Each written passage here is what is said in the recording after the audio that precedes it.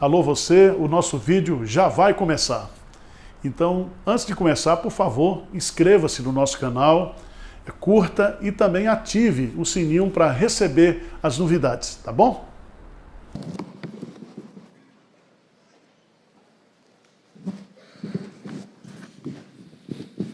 Bom dia, irmãos. Vamos abrir a palavra de Deus num versículo bastante conhecido, segundo livro das Crônicas, capítulo 7, versículo 14.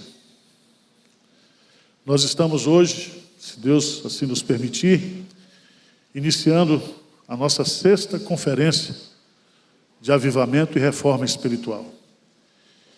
E esse versículo que nós vamos ler agora, eu vou tentar explicar esse versículo para vocês,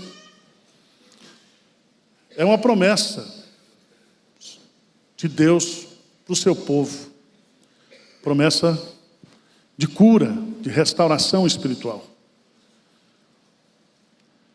E nós podemos, em cima dessa promessa, orar e Deus mandar um avivamento espiritual. Amém? Quando você ora uma promessa de Deus, a resposta já está garantida. Vamos ler juntos, bem forte, o que aqui diz? Se o meu povo, que se chama pelo meu nome, se humilhar e orar e me buscar e se converter dos seus maus caminhos, então eu ouvirei dos céus, perdoarei os seus pecados e sararei a sua terra. 4 lições nesta promessa de Deus para nós orarmos por avivamento. A primeira delas é que essa promessa ela é exclusiva. Ela não é para o mundo, é para a igreja. Se você observar aí, ele diz: se o meu povo, que se chama pelo meu nome. O povo de Deus, ele é conhecido justamente porque ele tem um relacionamento pessoal com Deus. E nesse relacionamento pessoal com Deus, fundamentado no conhecimento do verdadeiro Deus, esse povo, então, não pertence mais ao mundo. É um povo exclusivamente de Deus. A Bíblia, se nós pegarmos uma concordância ou um dicionário bíblico e identificarmos os títulos que Deus usa na sua palavra para esse povo, nós vamos ficar encantados com a variedade de nomes. Primeiro, é um povo escolhido. O povo de Deus não é um povo que se fez povo, é um povo que foi escolhido para ser de Deus. E ele diz assim: se vós fosseis do mundo, o mundo amaria o que era seu. Como todavia não sois do mundo, pelo contrário, dele vos escolhi, por isso o mundo vos odeia. Esse povo é um povo não somente escolhido, mas é um povo chamado.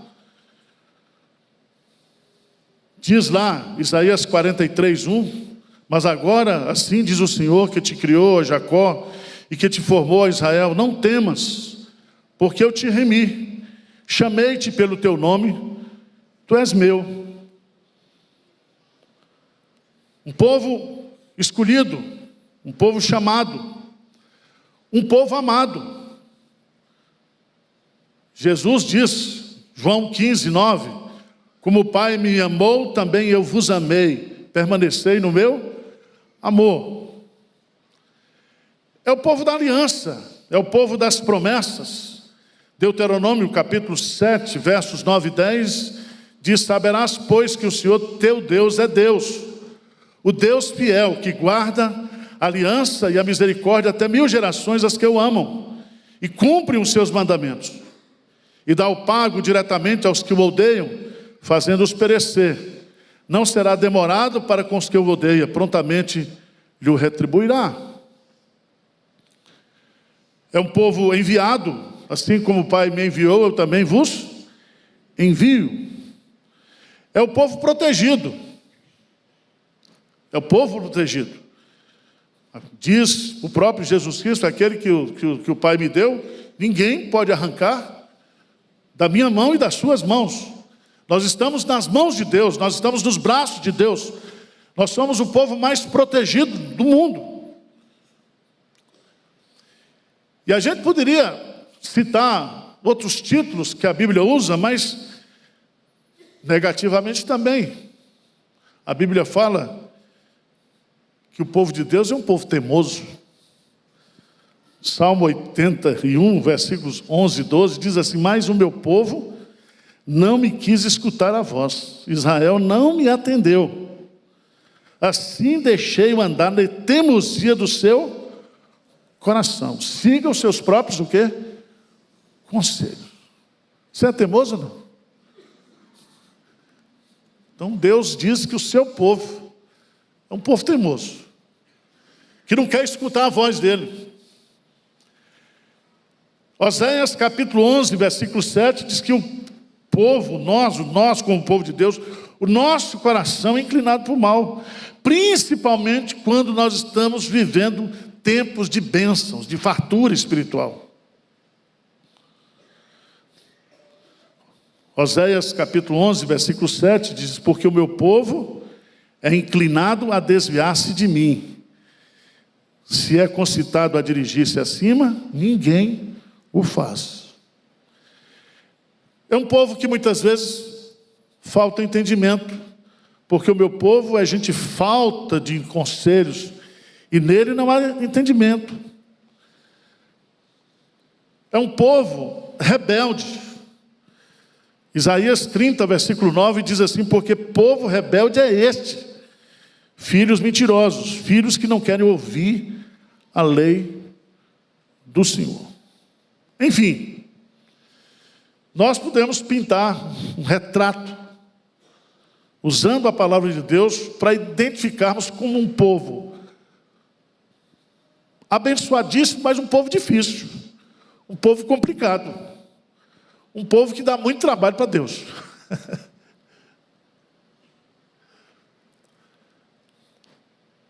Mas a segunda lição que a gente aprende nesse texto é que esse povo de Deus, ele habita numa terra doente.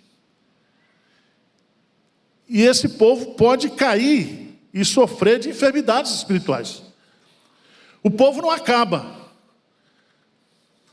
Nada, nem ninguém poderá nos separar do amor de Deus que está o quê? Em Cristo Jesus.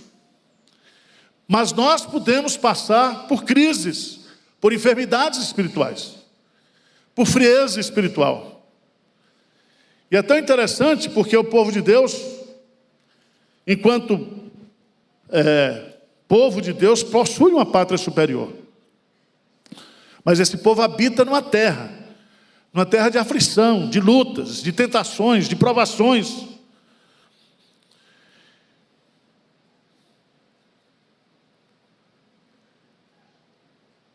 Dr. Jonathan Eduardo, ele diz que a pior doença do povo de Deus e da igreja se chama orgulho espiritual, soberba espiritual. Jonathan Edwards, ele escreve, e ele foi o grande líder dos avivamentos dos Estados Unidos. Ele diz assim: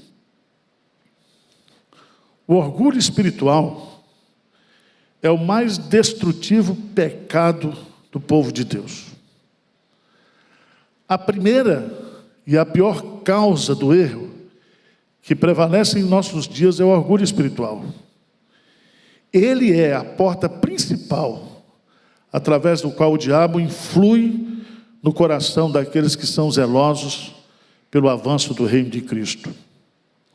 O orgulho espiritual é a maior porta de acesso da fumaça que sobe do abismo para obscurecer a mente e perverter a capacidade de julgar, bem como é o principal instrumento com o qual Satanás assalta os crentes, a fim de obstruir a obra de Deus.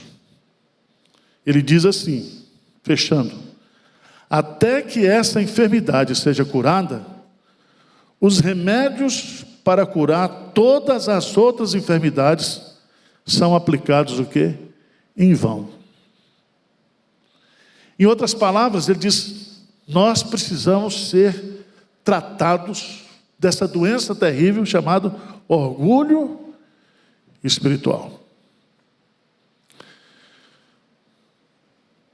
Mas veja, em terceiro lugar, que Deus, nesse texto,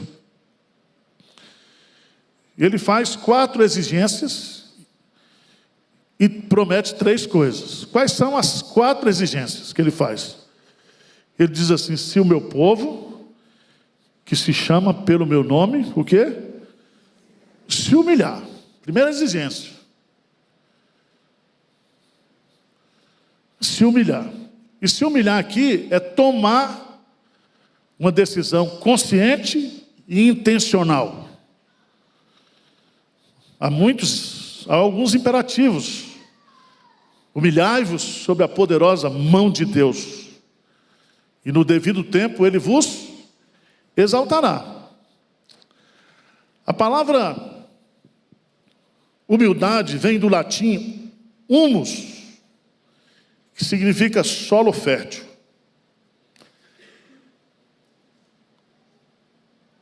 Humildade significa colocar a boca no pó, na terra. Esse é o sentido da palavra humildade. Jó declara, no capítulo 42, versículo 5, por isso me abomino e me arrependo no pó e na cinza. Humilhar, meus amados irmãos, é o ato de esvaziamento da soberba e do orgulho. É o primeiro passo na caminhada de volta para Deus. Se nós queremos nos voltar para Deus, o primeiro passo é o passo da humilhação, do quebrantamento. Colocar a boca no pó e reconhecer aquilo que somos diante de Deus e da grandeza de Deus. Abra sua Bíblia, por favor, em Tiago, capítulo 4, versículo 6.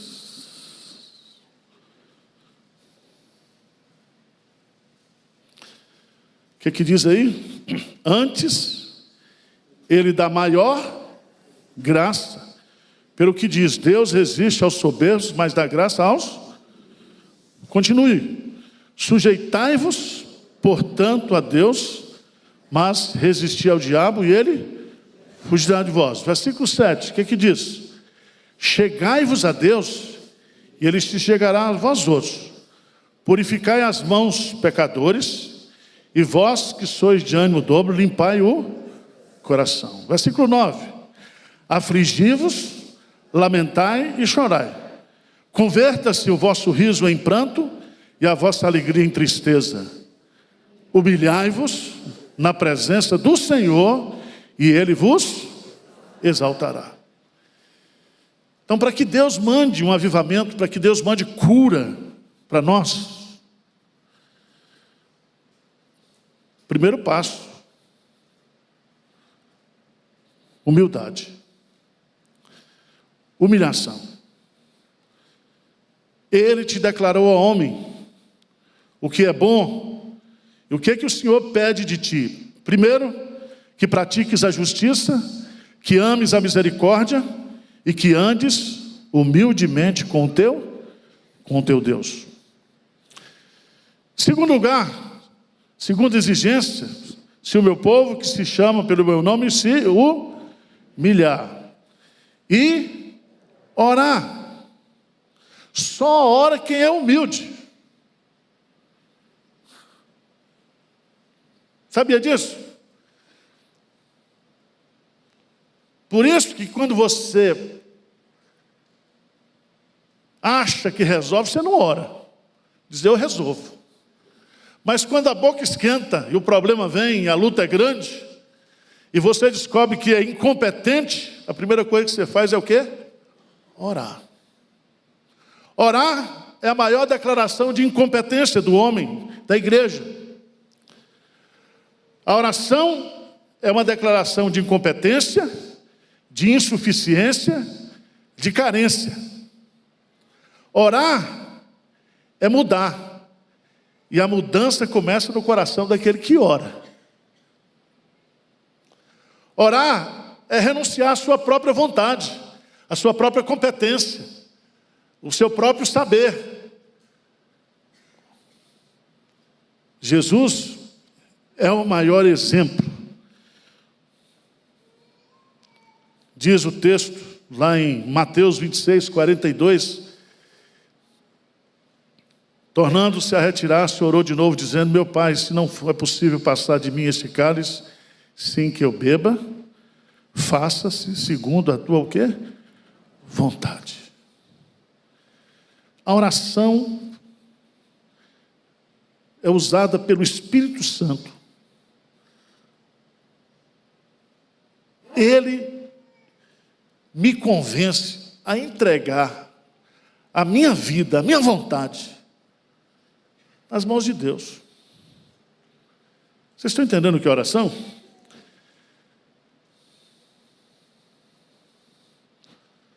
Oração é você revelar para Deus, no seu coração, que você não sabe, que você não pode.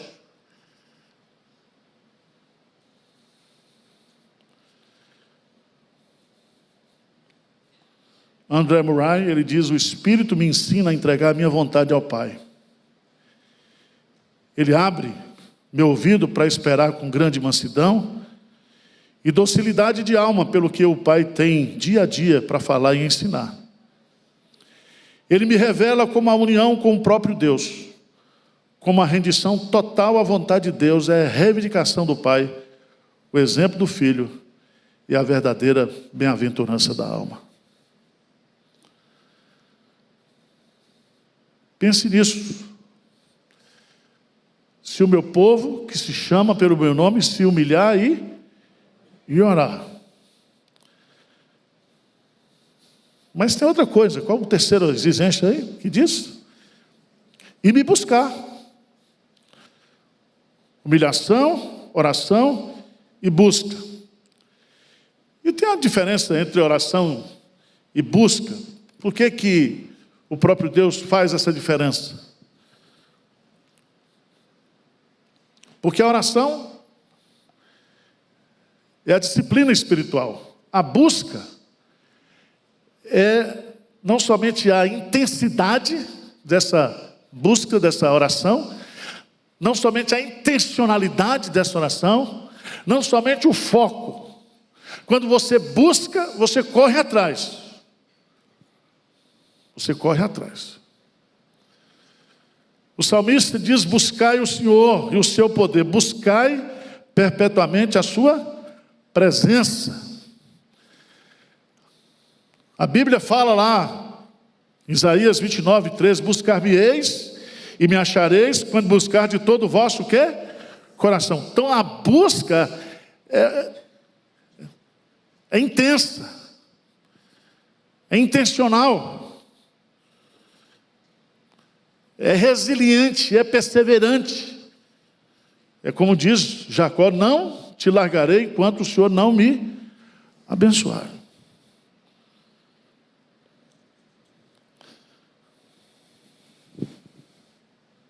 A Bíblia fala, o próprio Jesus, lá em Mateus 7, 8, pois todo o que pede recebe, o que busca encontra, e a quem bate o quê? Abrir-se-lhe-á. Se nós queremos, meus amados irmãos, ser curados do orgulho espiritual, se nós queremos cura para a nossa vida espiritual, para a igreja, para o Brasil, nós temos que colocar em prática esses princípios que são exigidos aqui. Porque ele termina dizendo humilhação, oração, busca, e ele termina dizendo conversão. Conversão. E o pior não é isso. O que ele diz aí? Se converter dos seus maus, o quê? Caminho. Você diz, pastor, eu não tem mau caminho não, estou andando no mau caminho não. Eu sei que você é um crente top. Mas Davi, no Salmo 139, ele diz, sonda-me, ó Deus, e conhece o quê? O meu coração.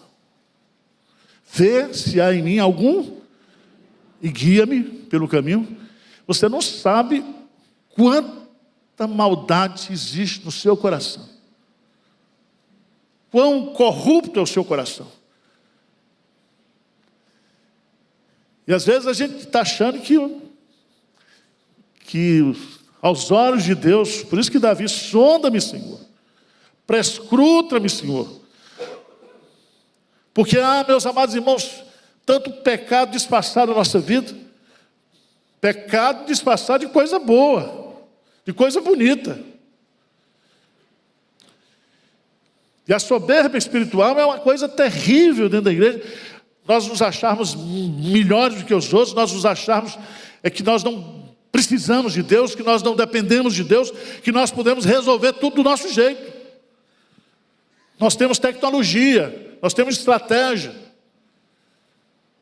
Nós estamos vivendo aí a era da inteligência. É tanta inteligência que virou agora artificial. Então, quanto mais inteligência, mais soberba. E nós, presbiterianos, somos reformados. Nós somos o que tem de melhor. E Deus olha na soberba. Essas são bons, por que vocês não crescem? Com as outras que não são tão bons como vocês pensam que são, estão crescendo. Por que vocês tão bons, são tão bons, mas há manifestação mais do poder e da graça de Deus em outros lugares do que aqui? Porque Deus resiste à soberba. Deus abomina a soberba.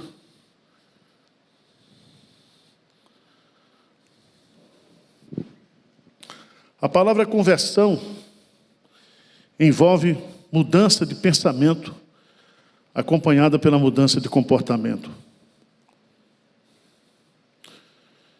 Eu vi essa semana o tamanho da nossa soberba. Nós convidamos o pastor da Assembleia de Deus, pastor Flausilino, ele vai dar uma palestra aqui no nosso congresso de avivamento. Um homem de Deus, homem sério. E só saiu o nome dele, né, querido? Por que um pastor da Assembleia de Deus não pode pregar numa igreja presbiteriana? Se o pastor Hernando, que é presbiteriano, prega nas igrejas da Assembleia de Deus todo dia. Por quê? Por que, irmãos, há tanta soberba no nosso meio? Uns acham que eles são donos da doutrina. Outros acham que eles são donos do Espírito Santo. Que a patente do Espírito Santo é deles. Pentecoste.com.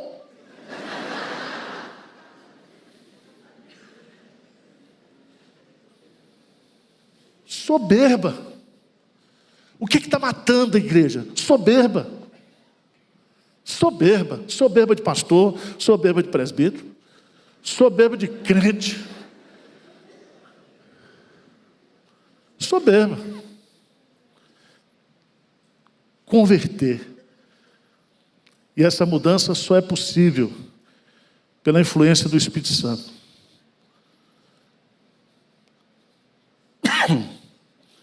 Sendo o povo de Deus, o povo da aliança, a conversão significa um voltar das maldições da aliança. Vocês estão entendendo o que eu estou dizendo, né?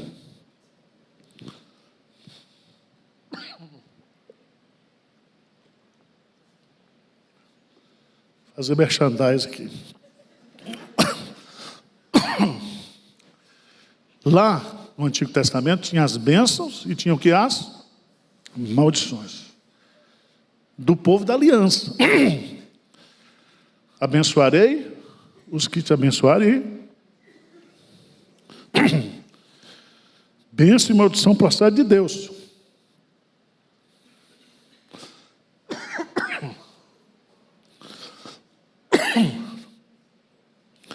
Mas em último lugar,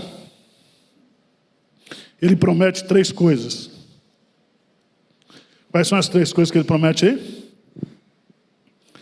Então, eu ouvirei dos céus. Primeiro, por que ele diz eu ouvirei dos céus? Por que ele não diz eu ouvirei da terra? Eu ouvirei do templo. Os céus aqui representam o trono de Deus, a morada de Deus. E ele está dizendo aqui claramente que todas as decisões que acontecem na terra são tomadas no céu. Terceira coisa. Segunda coisa, eu ouvirei dos céus, eu perdoarei os seus pecados, não os pecados do mundo, mas os seus pecados, e sararei o que? A sua terra.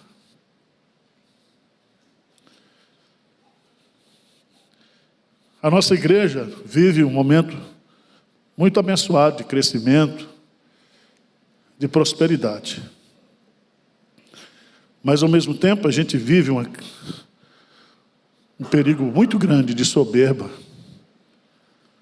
de achar que nós somos diferenciados, melhores do que os outros.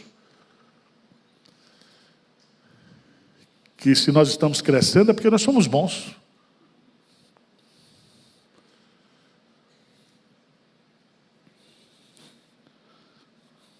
Agora eu queria destacar aqui o ponto-chave dessa promessa. É uma promessa condicional. Diz assim, se o meu povo, se